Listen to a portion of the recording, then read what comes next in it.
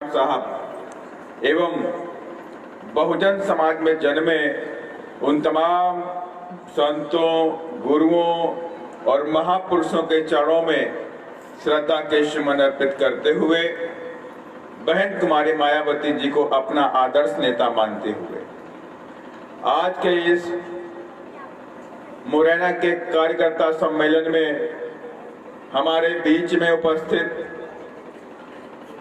प्रदेश के प्रभारी मुकेश अहिरवार जी, प्रदेश के अध्यक्ष रमाकांत पिप्पल जी, बड़ी लंबी लिस्ट है मेरे पास 100 लोगों की, जितनी आगे मेरे उतनी पीछे भिड़े, तो सारे नाम पढ़ना पॉसिबल नहीं है, तो मैं इतना ही बात कहूंगा। मंच पर उपस्थित समस्त हमारे पार्टी के साबाज सिपाहियों, सीनियर कार्यकर्ता, आप सभी लोगों का मैं स्वागत अभिनंदन करता हूं।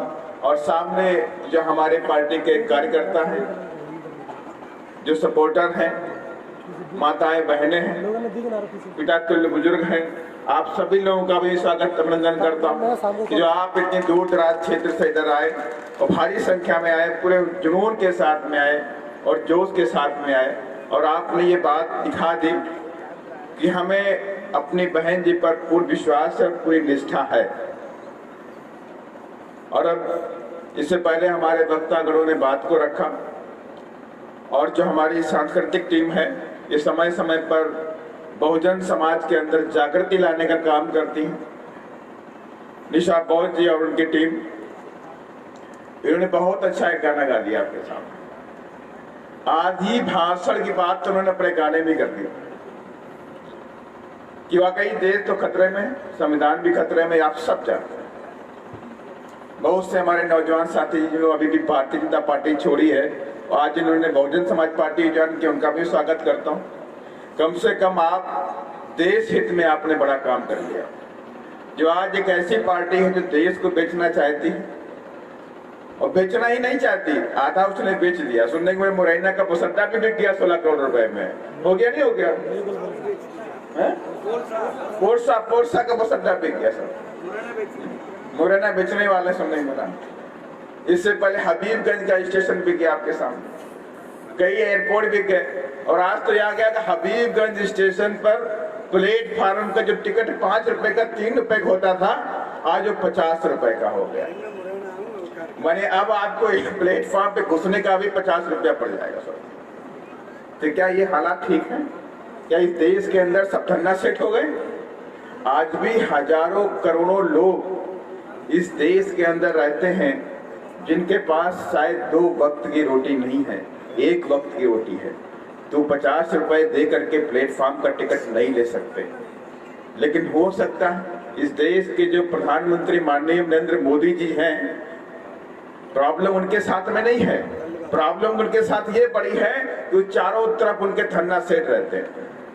अगर उनके साथ किसान रहते, उनके साथ गरीबों के नुमाइंदे रहते, तो उनकी बात को समझते। लेकिन कभी भी उनके साथ में ऐसे लोग नहीं मिलते। और रही बात चाय की बात, तो चाय की बात मेरे को समझ में नहीं आती।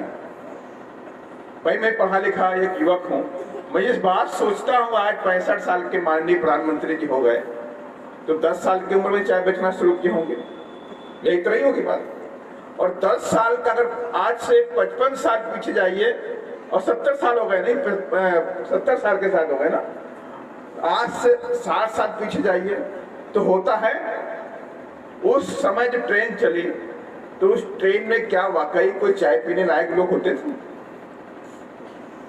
जो खाने के लाले होते थे, तो कोई चाय कोई पी रहा था वहां पे? और जो कोई चाय पी रहा होगा तो हो सकता है भाई फर्स्ट क्लास में जो अंग्रेज चलते थे, तो अंग्रेजों को चाय पिलाते होंगे। इस देश के गरीबों को चाय नहीं पिलाई, तो वहां पर भी कोई गरीबी से नाता उनका नहीं रहा। नाता जरूर रहा, उन अंग्रेजों के साथ रहा होगा।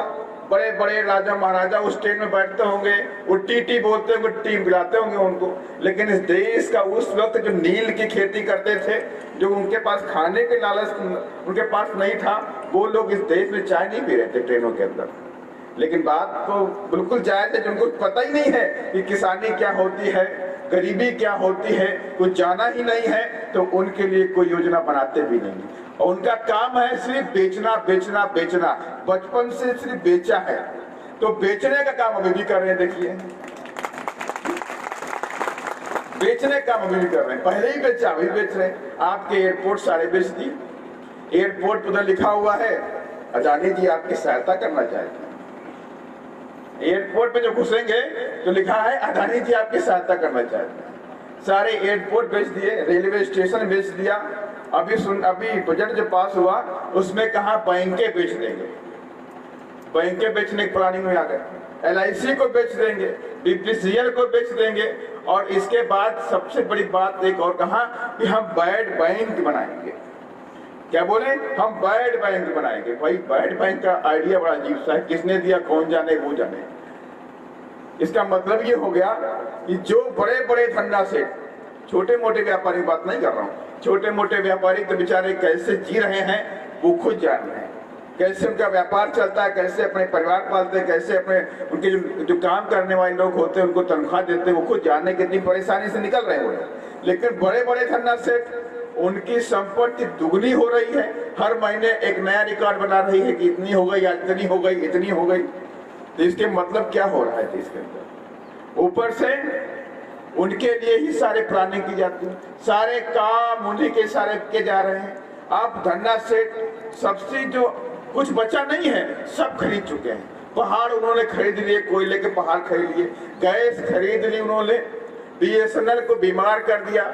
BSNL जो भारत की नवरत्न कंपनियां थी, हम सब लोग पढ़ते थे कि भाई हम लोग, हमारे पास भी नवरत्न हैं।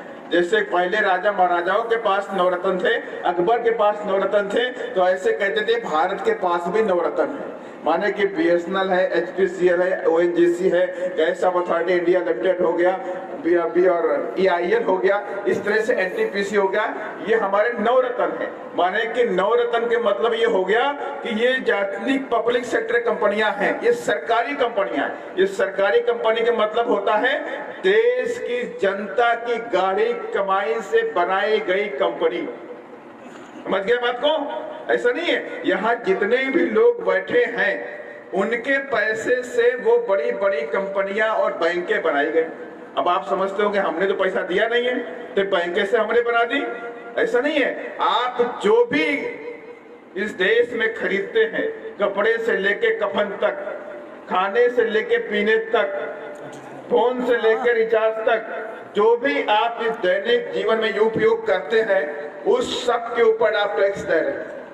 टैक्स दे रहे हैं, कहीं GST दे रहे हैं, आप कहीं रिचार्ज के ऊपर कराएंगे 100 रुपए का तो उसमें 70-72 रुपए की टॉक टाइम मिलेगी, 30 रुपए टैक्स लग गया। मोबाइल खरीद रहे हैं उस पर टैक्स लग गया 18% का।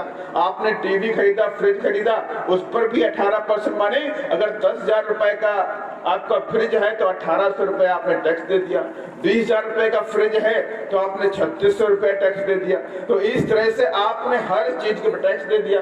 उसी टैक्स के जरिए आप जो पैसा इकट्ठा होता है वो सरकार के पास पहुंचता है, और उसी पैसे से सरकार ने, हमारे पीछे के लोगों ने, आज के लोग तो बेच रहे हैं, पीछे के लोगों ने इस देश को चलाने के लिए, इसके विकास के लिए, कि इस देश में विकास हो, रोड बने, स्कूल बने, गरीबी खत्म हो, रोजगार के अवसर उपलब्ध हो जाए, उसके लिए हमारे पुराने जो समय के जो महापुरुष थे, जो भी लोग थे, उन लोगों ने इनके नवरत्न जैसी फैक्ट्रियों का निर्माण किया। बाबा साहब डॉक्टर भीमराव अम्बेडकर जी का एक महत्वपूर्ण योगदान है कि RBI बनाई।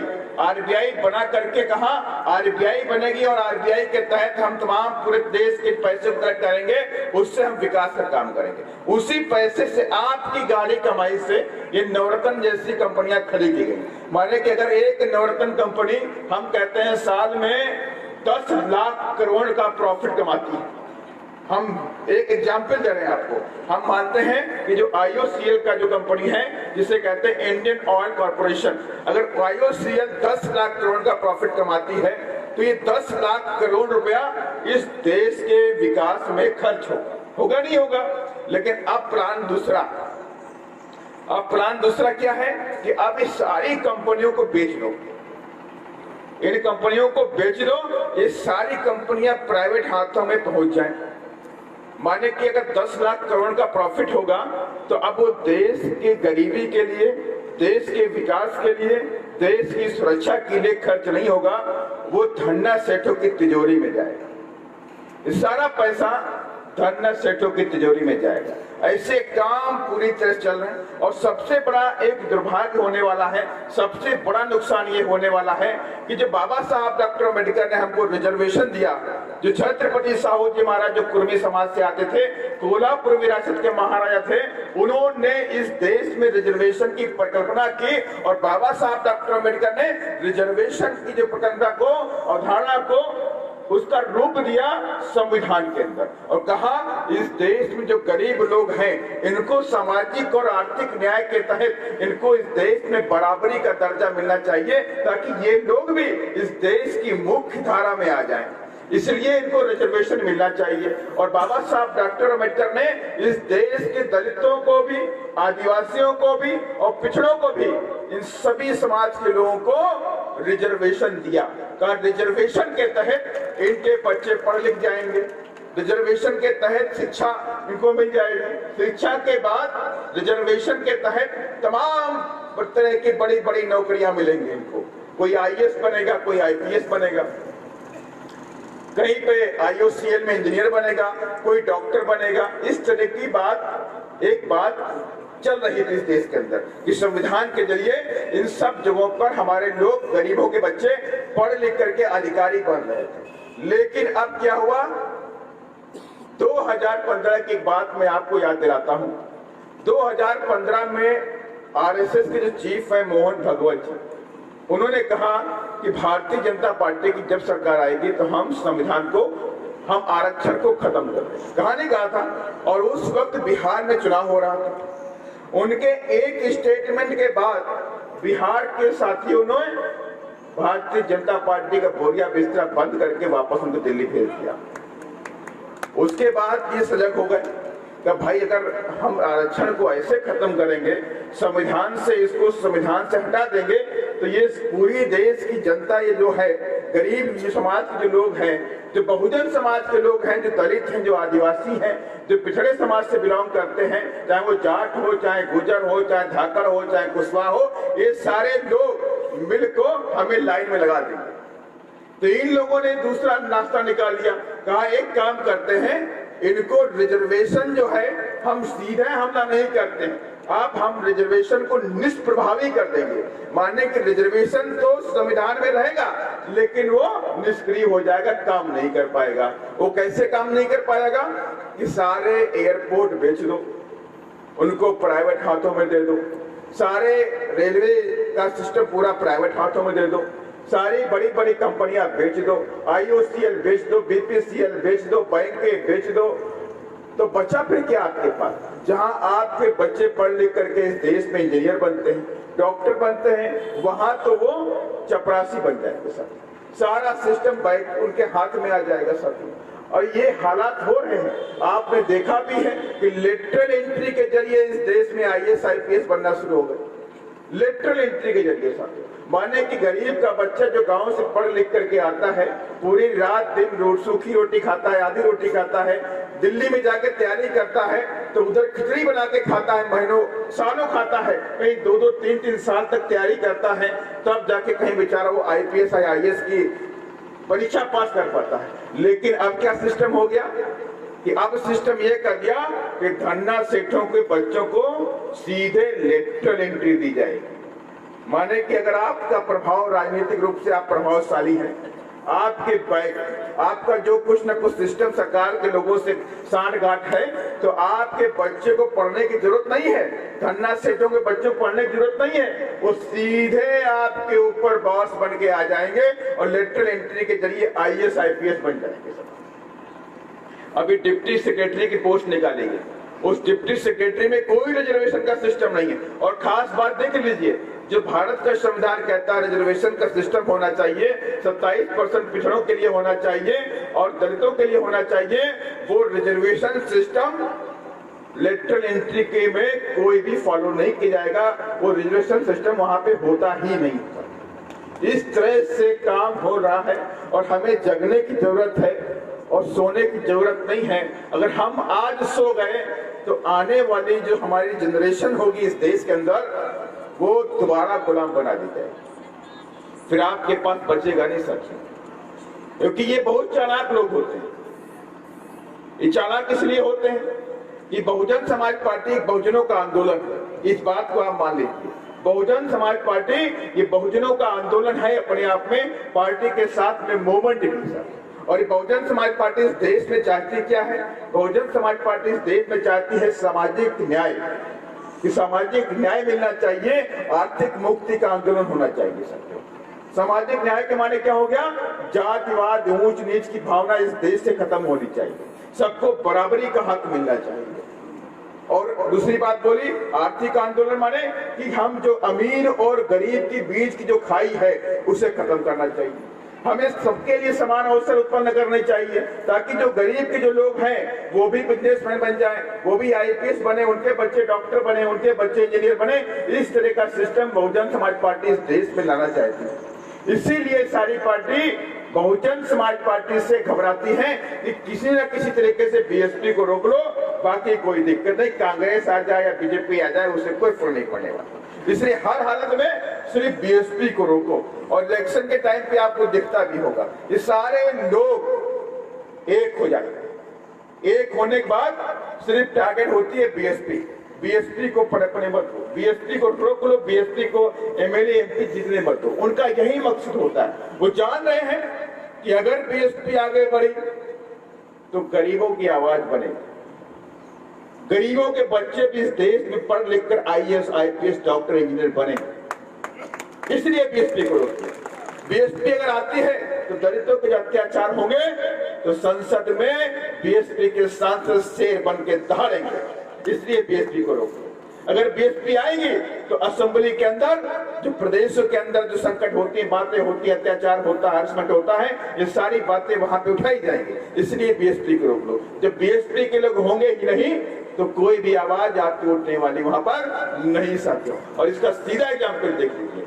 आपने देखा अभी किसान का मुद्दा चल रहा है, किसान का मुद्दा पूरा छाया हुआ है कि एमएसपी कानून होना चाहिए, 3 काले कानून वापस होने चाहिए। बहुजन समाज पार्टी भी कहती है एमएसपी कानून होना चाहिए, 3 काले कानून वापस होने चाहिए। और इससे पहले भी आपको याद होगा 2014 में एक कानून लेकर आए थे, भारतीय जनता पार्टी की सरकार थी, माननीय नरेंद्र मोदी जी प्रधानमंत्री थे। एक कानून लेकर आए थे जिसका नाम था भूमि अधिग्रहण कानून। याद है आप लोगों को? याद है? भूमि अधिग्रहण कानून, लैंड एक्विजिशन बिल। उस बिल का हम लोगों ने पूरे देश में व्यापक रूप से उसका विरोध किया था। फिर तमाम सारी पार्टियां हमारे पीछे हो गई, उन लोगों ने विरोध किया और उस बिल को वापस लेना पड़ा। उसके बाद देखिए नोटबंदी हुई। नोटबंदी में तमाम गरीब बेचारे परेशान हो गए। उनकी आवाज किसी ने भी पार्लियामेंट में, छोड़ दीजिए प्रेस में रखने की भी हिम्मत जुटा नहीं पाई। लेकिन जब मानिया बहन जी शेरनी बहन दहाड़ी कि नोटबंदी गलत तरीके से कही गई है और आपकी पूरी तैयारी होती तो गरीब लोग परेशान नहीं होते, तब जाके दूसरी पार्टियों ने बहन जी को फॉलो कर लिया। इससे पहले न कांग्रेस के अंदर हिम्मत थी न दूसरी पार्टियों में हिम्मत थी कि नोटबंदी को गलत ठहराते। लेकिन आपकी बहना शेरनी बहना ने इसको गलत ठहरा के दिखा दिया कि आपकी कोई सच्ची तैसी है तो आपकी बहन तुम्हारी मायावती की। हमें बहुत सावधान रहने की जरूरत है। नागनाथ भी है, सांपनाथ है, अब तो नया एक आस्तीन का सांप भी है।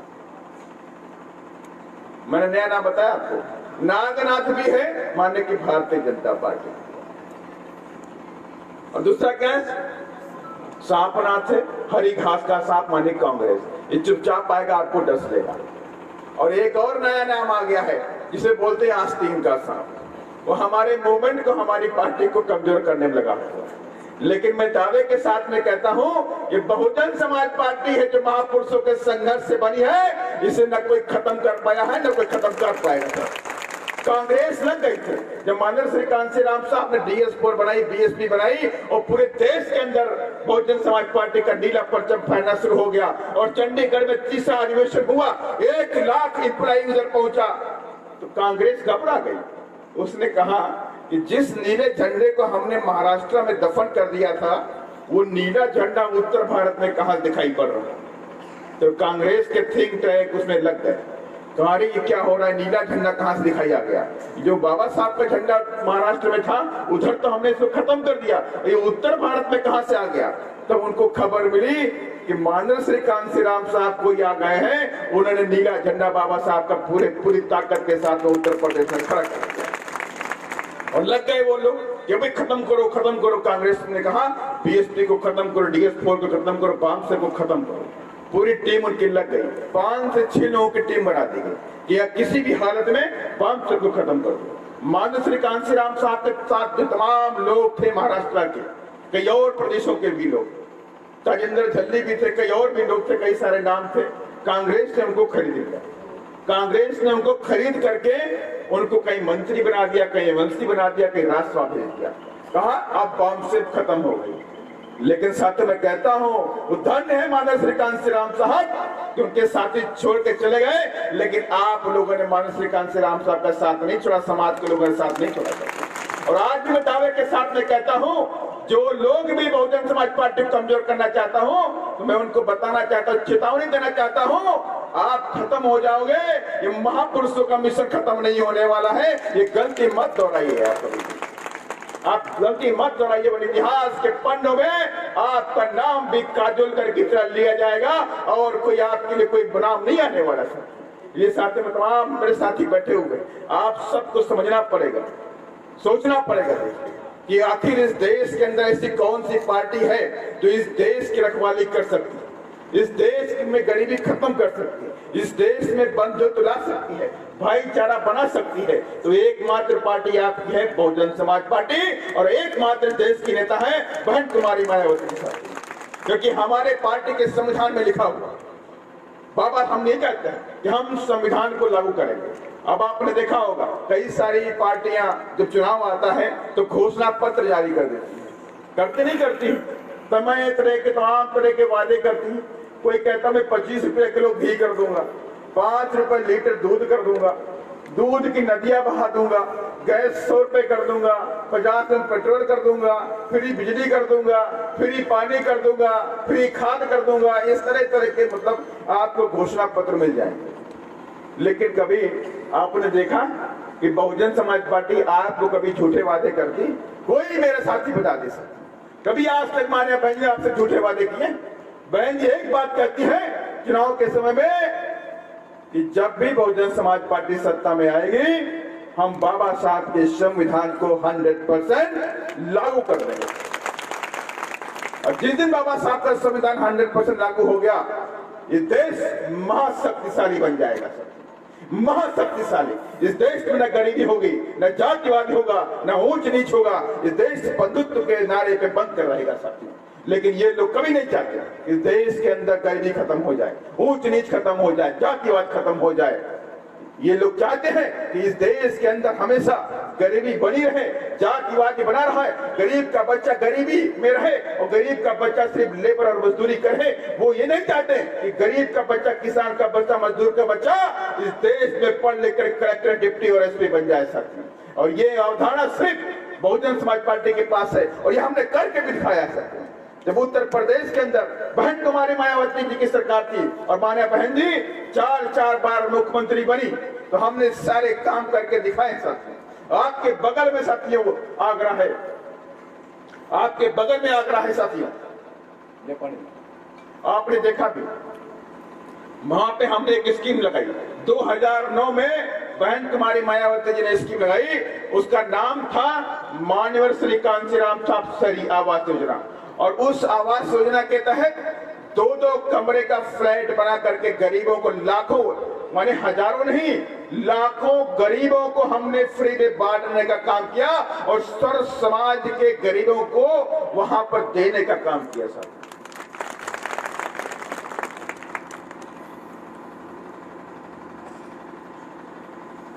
ऐसी तमाम योजनाएं थी। शिक्षा के क्षेत्र में योजना थी साथियों।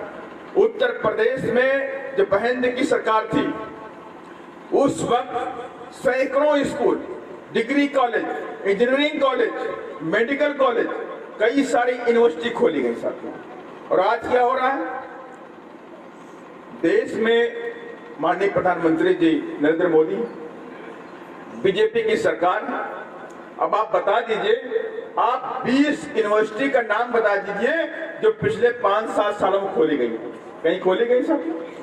माने कि केंद्र की सरकार है, केंद्र की सरकार ने 20 यूनिवर्सिटी और 20 डिग्री कॉलेज तक नहीं खोले साथियों। और मानिया बहन जी उत्तर प्रदेश की मुख्यमंत्री हैं, 2007 से 12 के बीच में हमारी बहुमत की सरकार है, 7 यूनिवर्सिटी हमने खोलने का काम किया साथियों, सैकड़ों हमने कॉलेज खोले साथियों, हजारों के रूप में स्कूल खोले। और मध्य प्रदेश में क्या हो रहा है? मध्य प्रदेश में जहां गरीबों के बच्चे पढ़ते हैं, स्कूल सरकारी स्कूल बोलते हैं, उन स्कूलों को बंद करने का काम कर रही है शिवराज जी की सरकार साथियों। जहां गरीब के बच्चे पढ़ते हैं उनको बंद कर दीजिए, जहां धन्ना सेठ के बच्चे पढ़ते हैं उनको चालू रखिए साथियों। इनका मकसद क्या हो गया? इनका मकसद ये हो गया कि गरीब के बच्चे मजदूरी करें, गरीब के बच्चे कभी आगे न बढ़े, इसलिए वो सरकारी स्कूलों को बंद करना चाहते हैं। और कोई बात नहीं है, इसलिए वो बंद करना चाहते हैं। लेकिन उत्तर प्रदेश में क्या होता है? जब गरीबों की बात आती है तो सबसे पहले लाभ वहां पे गरीबों को मिलता है साथियों। उत्तर प्रदेश में शिक्षा फ्री करेगी साथियों। जब मानिया बहन पिछड़े समाज के जो लोग हैं, जो गरीब लेवल में आते हैं, गरीबी की रेखा में आते हैं, उनके बच्चों की कोई भी फीस नहीं पड़ेगी। माने कि आपका बच्चा पढ़ने स्कूल में जा रहा है तो आपको परेशान होने की जरूरत नहीं है। आपकी जो फीस है उत्तर प्रदेश का समाज कल्याण विभाग भरेगा, आपको फीस भरने की जरूरत नहीं है। ऐसी व्यवस्था उत्तर प्रदेश में लागू की गई। अगर आपका बच्चा बीटेक करना चाहता है, इंजीनियरिंग करना चाहता है, मेडिकल करना चाहता है, बीएड करना चाहता है, लॉ करना चाहता है, तो सारी फीसें उत्तर प्रदेश में बहन तुम्हारी मायावती जी की सरकार ने भरने का काम किया साथियों, भरने का काम किया। अगर आपका बच्चा होनहार है, विदेश पढ़ने जाना चाहता है, तो उसका पैसा भी वहां की सरकार जो थी, माने बहन कुमारी मायावती सरकार जो थी, उसने भरने का काम किया साथियों।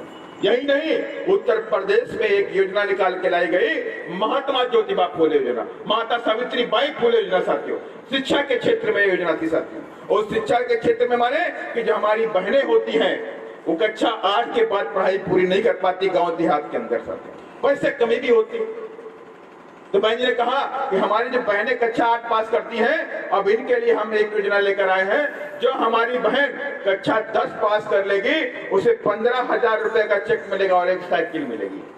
और जो बहन कक्षा 12 पास कर लेगी उसे 10,000 रुपए का चेक और मिल जाएगा साथियों। इस तरह की योजना सिर्फ उत्तर प्रदेश में थी, कहीं और नहीं थी साथियों। क्योंकि हमें दर्द था, माने बहन जी को दर्द था कि गरीब के बच्चे कैसे पढ़ेंगे, तो ऐसे हमें रास्ते बनाने पड़ेंगे कि गरीबों के बच्चे पढ़ लिख करके आईएएस अधिकारी बन जाए, डॉक्टर बने, इंजीनियर बने। और उसकी भी बहन जी ने व्यवस्था कर दी। अब कहा बच्चे एसडीएम कैसे बनेंगे, डॉक्टर बने कैसे बनेंगे, पढ़ाई तो पूरी कर रहे हैं। तो इसके लिए मानिया बहन जी ने उत्तर प्रदेश में 6 कोचिंग कॉलेज खोल दिए। छत्रपति साहू जी महाराज के नाम से 6 कोचिंग कॉलेज खोले। एक कोचिंग कॉलेज तो आपका लखनऊ में डॉक्टर मेडिकल पार्क के पीछे, जिसे बोलते हैं भागीदारी भवन, एक हापुड़ में है साथी, और एक इधर आगरा में भी है, एक अलीगढ़ में भी है, और एक उधर आपके झांसी में, और एक आपका आजमगढ़ साइड में साथी। इस तरह के 6 कोचिंग कॉलेज खोले गए उधर, कि माने कि उधर गरीबों के बच्चे, दलितों के बच्चे, आदिवासियों के बच्चे और पिछड़ों के बच्चे, जो गरीब लोग हैं जिनके पास इतना पैसा नहीं होता है कि उनके बच्चे तैयारी कर सकें, आईएएस की तैयारी कर लें, या पीसीएस की तैयारी कर लें, या बैंक की तैयारी कर लें, या मेडिकल की तैयारी कर लें, या इंजीनियरिंग की तैयारी कर लें, इसकी इतना पैसा नहीं होता है कि लाखों रुपया हम कोचिंग में जाकर फीस जमा कर दें। इसीलिए माने बहन जी ने उधर कोचिंग कॉलेज बना दिए। कहा कि उधर आपको बच्चों को सिर्फ आना है, आपके बच्चे उधर आएंगे, एडमिशन लेंगे, खाना फ्री मिलेगा, रहना फ्री मिलेगा, कॉपी किताबें ट्यूशन आपको सब फ्री मिलेगी साथियों, सब फ्री मिलेगी साथियों। और ऐसा हुआ भी, वहां से बच्चे निकल के हजारों की संख्या में एसडीएम बन गए, कहीं पीसीएस बन गए, कहीं डॉक्टर बने, कहीं इंजीनियर बने। और अभी आपने हाल में भी देखा साथियों, जो हापुड़ के अंदर हुसैनपुर में जो कोचिंग कॉलेज बना हुआ है, अभी उधर 65 बच्चों ने पीसीएस की परीक्षा पास कर ली, वो सारे एसडीएम बन गया, कोई कमिश्नर बन गया, कोई सेल टैक्स में गया, कोई इनकम टैक्स में गया। साथियों 65 बच्चों ने पीसीएस की परीक्षा उत्तर प्रदेश की पास की, वो सारे एसडीएम कहीं तहसीलदार बन गए, कहीं नायब तहसीलदार बन गए। इस तरह से साथियों वहां पे हुआ। माने गरीबों के लिए इधर पे काम होता है साथियों। और रही बात किसानों की साथियों, उत्तर प्रदेश आप सबको पता है, पश्चिम से लेकर उत्तर तक गन्ने खेती होती है। वहां पर सिर्फ गन्ना ही गन्ना वहां मेन होता है। और गन्ने का जो दाम बढ़ाया तो सिर्फ मान्या बहन कुमारी मायावती जी ने बढ़ाया। और आज तक उधर समाजवादी पार्टी की सरकार भी पहले थी और अभी भारतीय जनता पार्टी की सरकार है। वहां पे किसी की भी हिम्मत नहीं है कि किसानों के लिए कोई काम कर दे। 100 रुपए 50 रुपए गन्ने का रेट बढ़ा दे साथियों। बातें सभी करते हैं, काम कोई नहीं करता साथियों। अब अभी भी 2-2 साल का पैसा उधर गन्ने का बाकी है, लेकिन एक भी धन्ना से बड़े बड़े मिल मालिक जो शक्कर फैक्ट्री शुगर फैक्ट्री के हैं वो किसानों को पैसा नहीं दे रहे। लेकिन जब बहन जी की सरकार थी तो बहन जी ने कहा 1 हफ्ते के अंदर पैसा मिलना चाहिए किसानों को, 1 हफ्ते के अंदर पैसा मिलना चाहिए। नहीं मिला तो तुम्हारे मालिक को जेल में डालने का काम करेंगे साथियों। और सारी फैक्ट्रियां धनाधन 1 हफ्ते के अंदर सारा पेमेंट कर दी साथियों। ये खौफ होता है साथियों, ईमानदारी खौफ होता है। कभी चंदा नहीं लेते हम लोग कि धन्ना से तो चंदा लेने पार्टी चलाए साथियों। पार्टी हमारी चलती है, हमारी जो पार्टी के जो वर्कर हैं इनके खून पसीने कमाई से हमारी पार्टी चलती है। किसी धन्ना सेठ के नोटों से ये बहुजन समाज पार्टी नहीं चलती साथियों। इसीलिए जब हम सत्ता में आते हैं तो हम गरीबों के लिए काम करते हैं, आदिवासियों के लिए काम करते हैं, दलितों के लिए काम करते हैं, किसी धन्ना सेठ के लिए काम नहीं करते साथियों। हम वो काम करते हैं जो हमारे संविधान में लिखा हुआ है। हम बाबा साहब की विचारधारा पे काम करते हैं, महात्मा फुले की विचारधारा पे काम करते हैं, साहू की विचारधारा पे काम करते हैं। किसी धन्ना सेठ के प्रॉफिट के लिए काम नहीं करते साथियों। लेकिन अब क्या हो रहा है, अब तो सारा काम धन्ना सेठों के इशारे पे होता है। सारे काम धन्ना सेठों पे। अभी मैं बता रहा था आप लोगों को, बैड बैंक बनाया गया। अभी बैड बैंक समझ लीजिए क्या होता है। सरकार ने कहा बैड बैंक बनाएंगे हम। माने कि सरकार के लोगों ने बड़े बड़े धन्ना सेठों को हजारों करोड़ रुपया लोन दे रखा, हजारों करोड़ रुपया लोन दे रखा। वो लोन वापस नहीं मिल रहा। माने कि इतने बड़े हाई फाई लोग हैं, नीरव मोदी हो गया, विजय माल्या हो गया, ऐसे तमाम और भी लोग हैं, ऐसे तमाम और भी लोग हैं जिनसे ये सरकार पैसा निकाल नहीं सकती, जिनसे सरकार ये पैसा निकाल नहीं सकती। तो कहा ये बैड बैंक बनाते हैं और उस बैड बैंक में कहा कि नीरव मोदी का अकाउंट वहां ट्रांसफर कर देंगे, विजय माल्या का अकाउंट हम वहां ट्रांसफर कर देंगे। अभी बैड बैंक के जो लोग होंगे वो प्राइवेट बैंक वाले होंगे, ये लोग ही उनका पैसा निकालेंगे।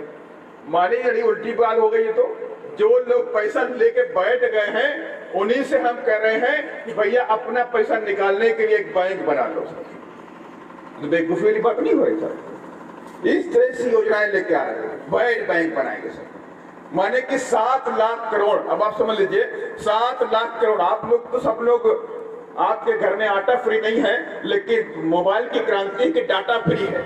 कम से कम डाटा में आप उधर गूगल में जाके सर्च किया करिए कितना क्या चल रहा है देश के अंदर, कितना लोन धन्ना सेठों ने लिया है, कौन सी योजनाएं हो रही हैं। आप सबको अपडेट रहना चाहिए। तो अभी 7 लाख करोड़ रुपए, 7 लाख करोड़ रुपए भी सरकार ने धन्ना सेठों का माफ कर दिया।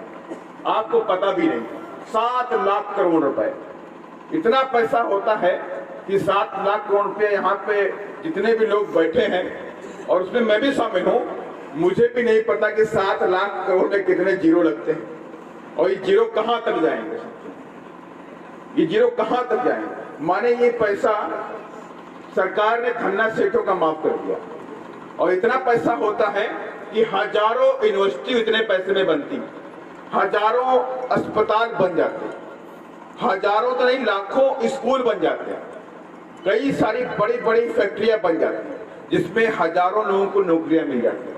अगर स्कूल बनते तो लाखों बच्चे उसमें फ्री में पढ़ते, यूनिवर्सिटी बनती तो लाखों यूनिवर्सिटी में बच्चे वो फ्री में पढ़ते। साथियों इतना सा पैसा सरकार ने राइट ऑफ कर दिया इन धन्ना सेठों का साथियों। और हम क्या कह रहे हैं, मोदी जी जिंदाबाद, वाह भाई वाह, कह रहे हैं भाई बहुत अच्छा हो रहा है, बड़ा हिंदूवाद की बात चल रही है यहाँ पे।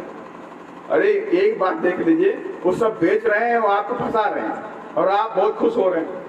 खुश होने की बात नहीं है, क्योंकि महापुरुषों का संघर्ष है ये, चाहे महात्मा फुले जी का संघर्ष हो, चाहे साहू जी का संघर्ष हो, चाहे परियार रामास्वामी साहब का संघर्ष हो, चाहे ज्ञानानंद स्वामी साहब का संघर्ष हो, चाहे बाबा साहब का संघर्ष हो, चाहे हमारे महापुरुष माननीय श्री कांतीराम साहब का संघर्ष हो, आज उनका ही संघर्ष है कि आपको उन पार्टियों में भी इज्जत मिलती है जो हमारे समाज के बहरूपी उधर जाते हैं, वरना उधर भी इज्जत नहीं मिलती थी कभी भी। ये बीएसपी का संघर्ष है और बहुजन समाज के लोगों का संघर्ष है कि आज हम लोग इस स्टेज पे खड़े होकर के शान से आपके सामने दहाड़ रहे हैं साथियों। और यह बहुपुरुषों का संघर्ष है कि आप कुर्सी पे बैठ करके आप अच्छे कपड़े बैठ के बैठे हुए साथियों। ये महापुरुषों की देन साथियों, इस बात को नहीं भूलना चाहिए। अगर महापुरुषों ने संघर्ष किया है तो आज हम इस लायक बने हैं। अगर हमने संघर्ष नहीं किया तब क्या होने वाला है? अगर हमने संघर्ष नहीं किया तब क्या होने वाला है? आने वाले जनरेशन, आने वाले जो बच्चे हैं, जो छोटे छोटे बच्चे आपके हैं, जो बड़े सपने देखते हैं कि मेरा बच्चा पढ़ लिख कर अधिकारी बनेगा, डॉक्टर बनेगा, इंजीनियर बनेगा, ये बच्चा जब पढ़ लिख जाएगा तब क्या करेगा? ये इन्हीं धन्ना सेठों का गुलाम बन जाएगा, इन्हीं धन्ना सेठों का गुलाम बन जाएगा। और वो आपसे पूछेगा कि पिताजी आपने कोई संघर्ष नहीं किया, आपने कोई संघर्ष किया होता, इतिहास के पन्नों से आपने कोई सीख ली होती तो कम से कम हम गुलाम नहीं बनते। आप तो गुलाम नहीं बने कि बाबा साहब ने संघर्ष किया, हमारे महापुरुषों ने संघर्ष किया, तो आप तो गुलाम नहीं बने। लेकिन आपने कोई संघर्ष नहीं किया और आपने अपनी बहन ने कोई देश की गद्दी तक नहीं पहुंचाया, इसीलिए हम गुलाम बन गए। ये वक्त है साथियों, वक्त की नजाकत को समझिए। ये वक्त बार बार नहीं आता, जो समय निकल जाता दोबारा नहीं आता साथियों। इसलिए मैं कहना चाहता हूं कि जितने भी लोग मेरे पीछे मंच पे बैठे हुए हैं और जितने भी आगे बैठे हुए हैं लोग, आप लोगों को अपनी जिम्मेदारी को निभाना पड़ेगा। जिम्मेदारी को निभाइए तो ईमानदारी से निभाइए, उस काम को मंजिल तक लेकर जाइए। जो सोच लिया, जो ठान लिया, उसको आगे बढ़ाएंगे। सपना देखिए, उसको सपने को पूरा करने के लिए कार्य भी करिए साथ। अगर हमने सपना देखा है कि 2023 के अंदर बहुजन समाज पार्टी की सरकार बनाकर रहेंगे मध्य प्रदेश में, तो उसके लिए आप सबको निकलना पड़ेगा। और ये दावे के साथ मैं कहता हूं, इस बार कोई भी बहुजन समाज के आंदोलन को रोक नहीं पाएगा और बहुजन समाज पार्टी 2023 में अपने दम पे सरकार बनाएगी। कोई भी गलतियां, हमने गलतियां सीखी हैं, अभी उपचुनाव हुआ है, जो गलतियां थी हमने सीख ली सर, उन गलतियों को दोहराएंगे नहीं हम। सीख एक बार होती है, हम बहुत कम वोटों से कई सीटें हमने लूज की है, लेकिन वो दर्द है हमारे अंदर। लेकिन उस दर्द को अब आपको पूरा करना होगा सर, उस काम को आपको पूरा करना होगा। कम से कम अभी पंचायत का चुनाव होने वाला है, लोकल बॉडी का चुनाव होने वाला है, वार्ड का चुनाव होने वाला है, पार्षदी का चुनाव होने वाला है।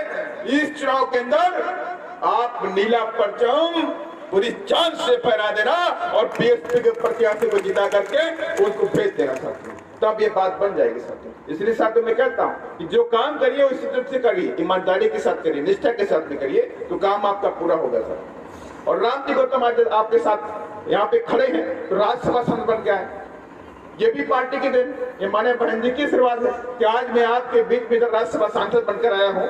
न मेरा कोई मेरे घर वाले कोई पॉलिटिकल फैमिली से नहीं है, मेरे घर वाले कोई पॉलिटिकल फैमिली से नहीं है, न कोई मैं धन्ना सेठ का बेटा हूँ। मैं आपके बीच का बेटा हूँ, आपका बेटा हूँ, मैं अपने समाज का गरीब का बेटा सर, जो कभी आपके साथ में जब बैठता था, कहीं पीछे जाके बैठता था, वो आज आपके साथ में बैठा हो। अगर आप मेहनत से काम करेंगे, शिद्दत से काम करेंगे, तो मैं दावे के साथ में कहता हूं इसमें आप में से भी कोई इधर राज्यसभा सांसद बन के बोल सकता था।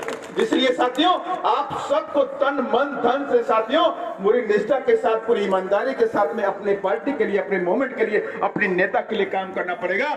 जब आप ईमानदारी से काम करेंगे